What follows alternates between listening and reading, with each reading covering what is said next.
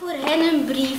We drinken limonade en champagne. Zij wonen in Spanje. We krijgen een cadeau. Daarna maken we een foto. Zwarte Piet geeft een lap op onze kont. Daarna krijgen we een mooie hond. Het regent heel hard. Ik ga spelen met mijn beste vriend Zwart. We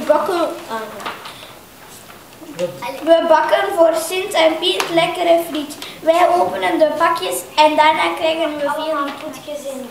Ik kreeg een rood pak, dat zat in een zak. Ik schreef een brief, dat vond de Sint heel lief.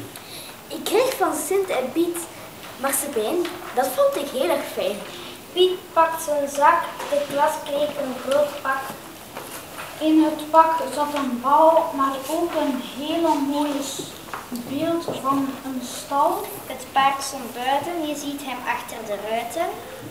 Dan gaat de Sint weer. Wel volgend jaar komt hij nog weer. Het paard heeft een lange staart, de Sint heeft een grote baard. In de zak zit een pak, met de zak loopt de Sint op het dak. Zwarte Piet zingt een lied, hij zit tussen het lied. Een mooie pakjes.